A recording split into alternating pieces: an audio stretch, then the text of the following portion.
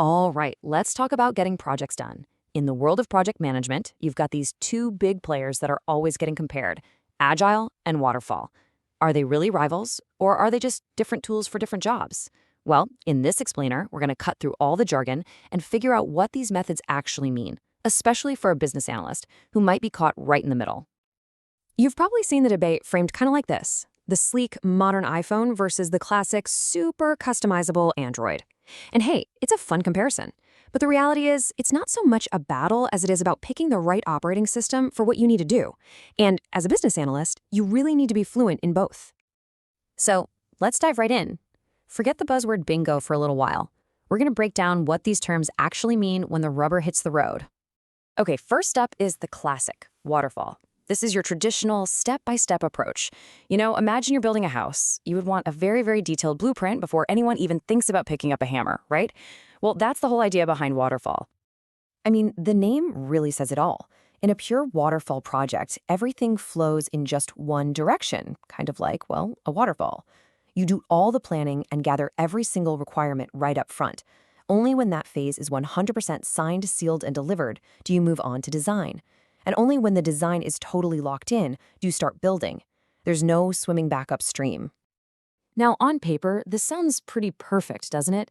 Everything is orderly, it's predictable, it's all planned out. But what happens when, you're halfway through the build phase and somebody important says, wait, we need another feature? In the super rigid world of waterfall, what seems like a small request can cause a major, major crisis. And this is exactly where the business analyst becomes the guardian of the plan. In a waterfall project, your role is, well, it's absolutely crucial. You're the meticulous architect of the requirements. You're going to spend a ton of time upfront documenting every single detail, getting formal sign-offs, and basically locking everything down. Your job is to make sure there are absolutely zero surprises for the development team. Okay, now let's completely flip that script and take a look at Agile. This approach basically takes that idea of a single, massive upfront plan and throws it right out the window. So instead of one giant, months-long project plan, Agile breaks all the work down into these small, digestible chunks called sprints.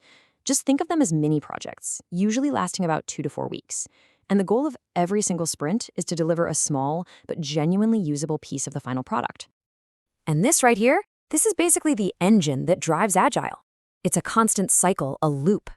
In each sprint, you plan a small bit of work, the team builds it, you demo the working result to get real, honest feedback, and then you review what went well and what didn't. Then you take everything you just learned and you do it all over again, getting a little better and a little closer to that final goal with every single loop. So you can imagine, for a business analyst, the shift to Agile is huge. You go from being the guardian of a fixed plan to being this dynamic collaborator who wears a whole bunch of different hats.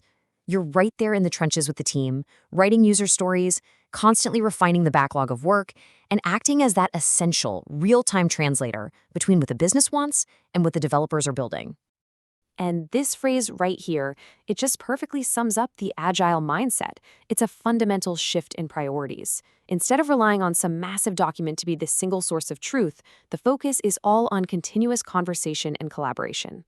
It's about talking, testing, and adjusting together as a team. Okay, so we have two really different paths for getting a project from A to B. So the obvious question is, which path should you choose? How in the world do you decide?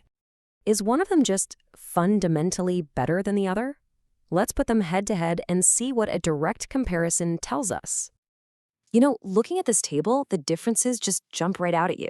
Take planning. Waterfall demands every last detail up front, while Agile makes it an ongoing activity. Or look at feedback. In Waterfall, you might not really know if you've built the right thing until the very, very end.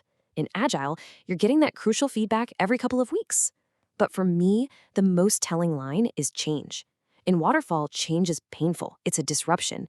In Agile, it's not just expected, it's welcomed as part of the process to find the absolute best solution. So the big reveal is there's no single winner here. Neither method is just universally better. Think about it. If you're building something where the requirements are fixed and totally understood, like, say, a bridge, Waterfall is a fantastic choice. But if you're developing a brand new mobile app where you have to adapt to user feedback and a changing market, well, Agile is almost certainly the way to go.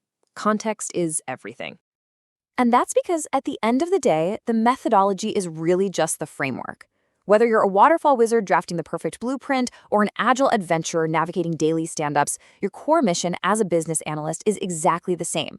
Understand the real business need, translate it clearly for everyone, and empower your team to deliver something of actual, tangible value. And that's really the ultimate takeaway here. Success isn't about which process you follow religiously. It's about your core skills, your ability to adapt, to communicate, and to relentlessly focus on making sure that whatever is being built actually solves a real problem. Just remember, the method is only the vehicle. You are always the driver.